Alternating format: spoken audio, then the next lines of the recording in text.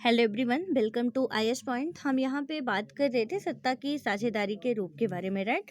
सो इसमें कुछ पॉइंट्स जो थे हम लोग क्लियर कर लिए थे एंड हम यहाँ पे देख भी लिए थे कि किस तरीके से सत्ता की जो साझेदारी होती है इम्पोर्टेंट होती है, राइट। तो उसके बाद अब हम बात करते हैं यहाँ पे फोर्थ पॉइंट पे हमें बात करनी थी कि इसके बारे में क्या क्या है।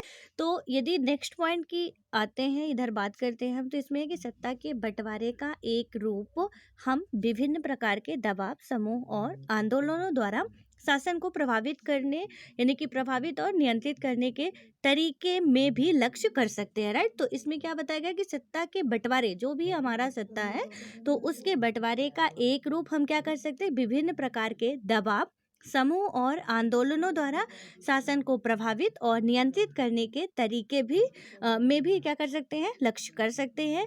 और लोकतंत्र में लोगों के सामने सत्ता के दावेदारों के बीच चुनाव का विकल्प जरूर रहना चाहिए, ठीक है। तो यहाँ पे क्या है कि जो भी सत्ता के दावेदार हों, जब भी लोकतांत्रिक कंट्री की बात करेंगे तो वहाँ पे पब्लिक का एक बहुत बड़ा रोल होता है, राइट। और इसमें यदि हम बात करते हैं, जितने भी दावेदार हैं, आप भी दावेदार हो, हम भी दावेदार हैं, लेकिन हमने उसमें कुछ कंडीशंस देखी थी कि आप 18 ईयर होके होते हो तो आप इलेक्शन यानी कि में पार्टिसिपेट कर सकते हो। दैट मीन्स चुनाव में आप खड़े नहीं हो सकते हो, मतदान कर सकते हो, ठीक है। लेकिन आप जैसे ही 25 साल के होते हो तो आई थिंक 25 ही है, ठीक है। तो आप लोग, मैं लिखवाई थी आपको, कंफर्म कर लीजिएगा। मेरे हिसाब से 25 ही है, 21 हो यदि तो कंफर्म कर लीजिएगा, ठीक है। तो 25 साल के जैसे ही हम होते हैं, वहाँ पे क्या हो जाता है कि हम एलिजिबल हो जाते हैं कि हम चुनाव लड़ सकें, ठीक है। तो इसमें क्या है कि बिल्कुल इसमें है कि आप भी दावेदार कर सकते हो, मतलब विकल्प जरूर होना चाहिए या रहना चाहिए। और दिन उसके बाद हमारा आता है समकालीन लोकतांत्रिक व्यवस्थाओं में यह विकल्प विभिन्न पार्टियों के रूप में उपलब्ध होता है। यदि अभी तत्कालीन की बात करते हैं तो हम पार्टियों के बारे में बखूबी परिचित हैं और उम्मीदवारों के बारे में भी परिचित हैं। जो भी मतदाता हैं उनके बारे में भी हम लोग, ये सारे जितने भी वर्ड हैं हमें पता है, राइट। तो इनके बारे में हम लोग अच्छे तरीके से जानते हैं, बेहतर तरीके से। और उसके बाद हम बात करें तो पार्टियां सत्ता के लिए आपस में प्रतिस्पर्धा करती हैं, यानी कि जितनी भी पार्टियां होती हैं सत्ता के लिए क्या करती हैं, आपस में उनमें कंपटीशन होता है। पार्टियां हमने देखी, कई सारी पार्टियां होती हैं, उन पार्टियों के अलग अलग स्टेट में, अलग अलग क्षेत्र में कई सारे उम्मीदवार होते हैं और उन उम्मीदवारों से फिर वो क्या होते हैं, निर्वाचित होते हैं, ठीक है। जैसे पार्टियों की बात करें तो किन्हें हम पार्टी कह सकते हैं, जैसे बीजेपी की पार्टी, कांग्रेस की पार्टी, आम आदमी पार्टी, बहुजन समाज पार्टी, बहुत सारी हमारे इंडिया में कई सारी पार्टियां हैं, ठीक है। और ये जितने भी वर्ड आ रहे हैं बहुत पहले ही हम लोग इनसे बहुत ही अच्छे तरीके से, ऐसा नहीं कि मतलब एक बार पढ़ के निकल गए हैं, इतने बेहतर तरीके से जहाँ तक मैंने कोशिश किया है कि आपको समझा सकूं कि वो कभी जल्दी आपसे भूले ना, ठीक है। तो मैं आशा करती हूँ कि ये सारे वर्ड जो आ रहे हैं आपको पता होंगे। देन उसके बाद होता क्या है कि सत्ता एक व्यक्ति या समूह के हाथ में ना रहे, एक बड़ी समयावधि पर गौर करेंगे तो मतलब करें तो पाएंगे कि सत्ता बारी बारी से अलग अलग विचारधारा और सामाजिक समूहों वाली पार्टियों के हाथ में आती जाती रहती है, ठीक है। हालांकि स्टार्टिंग में क्या हुआ था, हम अभी 11th क्लास की जस्ट एनसीईआरटी में पढ़ने वाले हैं, किस तरीके से पूरा कई सालों तक हम स्वतंत्र होने के बाद हमारे देश में कांग्रेस पार्टी ही चल रही थी। देन उसके बाद अटल बिहारी वाजपेयी जी आते हैं, बीजेपी पार्टी का निर्माण होता है, बीजेपी पार्टी आती है, ठीक है।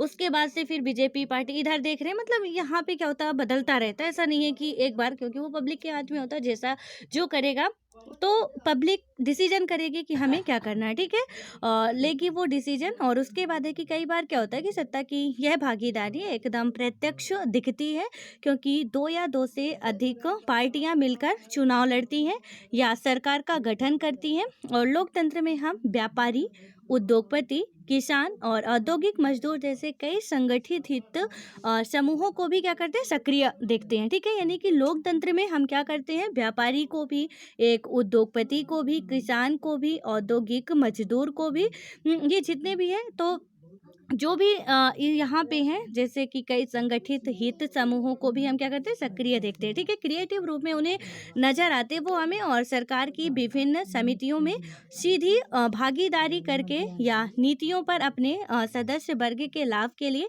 दबाव बनाकर क्या करते हैं कि ये समूह भी सत्ता में भागीदारी करते हैं। और इकाई 3 में हम राजनीतिक दल, दबाव और समूह सामाजिक आंदोलनों की कार्यप्रणाली पर गौर करेंगे, ठीक है। तो इसमें बात की गई है कि हम किस तरीके से हमारे राजनीतिक पार्टियां होती हैं, कैसे इसमें पार्टिसिपेट करते हैं, इन सारी बातों की चर्चा यहाँ पे की गई है।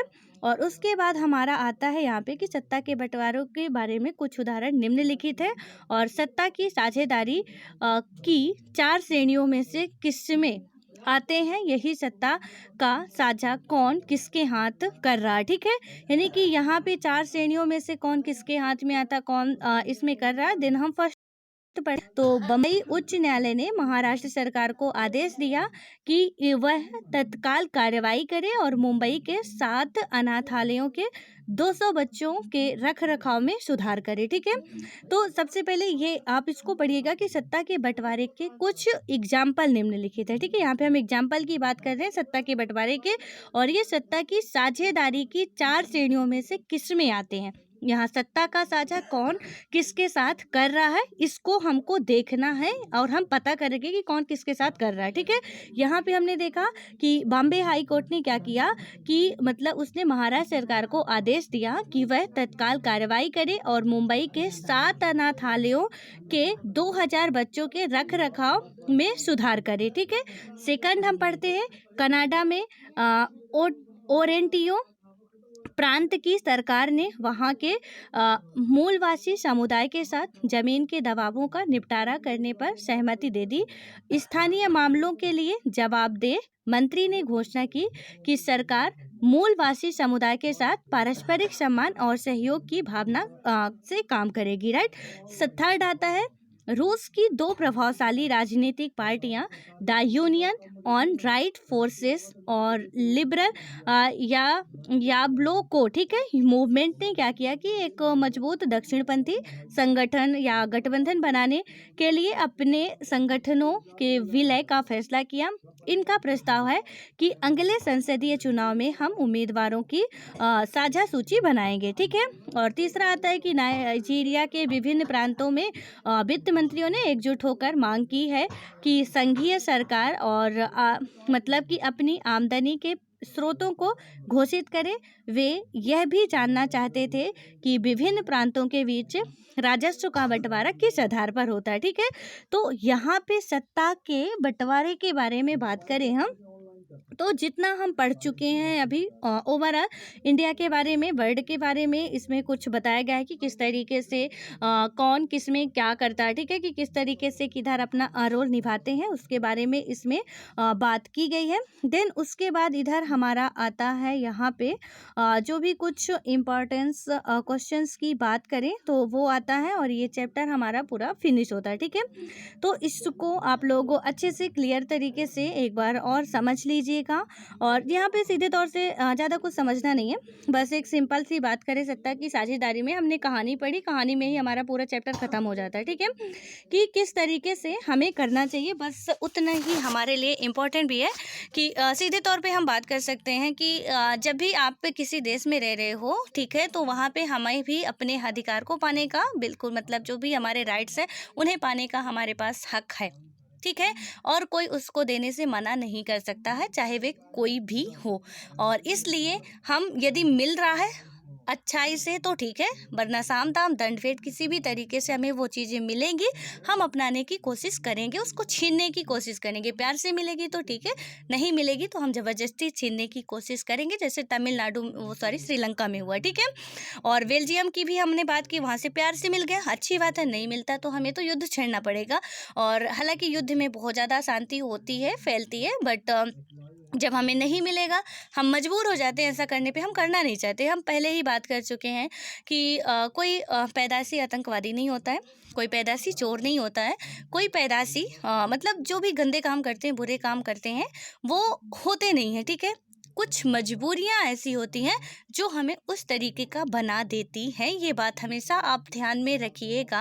आप अपने दिमाग से थोड़ा बहुत सोचा करिए। आप कहीं किसी को भी बोलने से पहले थोड़ा अपने अंदर लाया करिए कि उस जगह पे हम होते तो क्या करते हैं। लाइक आप जब वो हमारा जन्म होता है, ठीक है, हम धीरे धीरे बड़े होते हैं और जब बड़े होते हैं तो क्या हम चाहते हैं या हमारे घर वाले चाहते हैं कि मेरा बेटा आतंकवादी बने, मेरा बेटा क्रिमिनल बने, या मेरा बेटा या बेटी कुछ भी किसी भी ऐसे संगठन में या संस्था में शामिल हो जाए जो बदनाम हो, ठीक है। कोई भी नहीं चाहता ना, पेरेंट्स चाहते हैं। और हमारे भी काफ़ी बड़े बड़े सपने होते हैं, हम डॉक्टर बनेंगे, इंजीनियर बनेंगे, वट जितना भी होता होगा, ठीक है। तो सबके होते हैं, कुछ अपवाद छोड़ के कुछ मतलब हालांकि मुझे नहीं लगता कि सबका सपना होता होगा किसी का भी, लेकिन कुछ अपवाद आप कह सकते हो कि चलो ठीक है, कोई शौक पाल लेते होंगे कि नहीं हमें आतंकवादी ही बनना है। लेकिन मुझे ऐसा नहीं लगता, जहाँ तक मेरा ओपिनियन है कि किसी को ऐसा लगता होगा, ठीक है। किसी की परिस्थितियाँ ऐसी होती हैं, मजबूरी ऐसी होती है, उन्हें ऐसा बनना पड़ता है या बना दिया जाता है। लाइक जैसे मैंने घर का एग्जाम्पल दिया था कि घर में जब हमारे पेरेंट्स होते हैं, यहाँ पे 3 लोगों का ध्यान रखते हैं, देन हमारा नहीं रखते, तो हमारी स्थिति क्या होती है, हमारी सिचुएशन कैसी बनती है। हम बहुत अच्छे थे, यदि संस्कार मिलते हैं घर की, वो सारी चीज़ें इक्वलिटी मिलता हमें, तो हम ये आतंकवादी वाला स्वरूप, हिंसा वाला स्वरूप बिल्कुल भी नहीं अपनाते, ठीक है। क्योंकि हमें उसकी ज़रूरत ही नहीं पड़ती, बिकॉज वो सारी चीज़ें हमें इजीली मिल रही हैं। जो उनको मिल रहा वो हमें भी मिल रहा। लेकिन जब हम देख रहे हैं कि उनको मिल रहा हमें नहीं मिल रहा, तो उसके लिए ऑब्वियस है कि हम संघर्ष करेंगे, ठीक है। फिर उसमें किसका भी नुकसान होता है वो मैटर नहीं करता, चाहे फिर हमारी जान जाए चाहे सामने वाले की, फिर वो कोई नहीं देखता, ठीक है। और उसी तरह श्रीलंका में होता है कि जब उनको अधिकार नहीं दिया गया, उन्होंने अपने अधिकार के लिए लड़ाई लड़ी, बहुत ज़्यादा नुकसान हुआ, सामाजिक रूप से भी, धार्मिक रूप से भी, सांस्कृतिक रूप से, और सबसे ज़्यादा आर्थिक रूप से, ठीक है। सब में काफ़ी सारे सेक्टर में नुकसान हुए, लेकिन उन्हें मजबूरन करना पड़ा क्योंकि वो प्यार से उन्हें नहीं मिलने वाला था, ठीक है। तो इसलिए कभी ऐसी सिचुएशंस बन सकती है। तो ये सत्ता की साझेदारी में बस हमें इतना ही समझना था, छोटा सा चैप्टर था। सो अब हम बात करेंगे अपने नेक्स्ट वीडियो में अपना नेक्स्ट चैप्टर, ठीक है।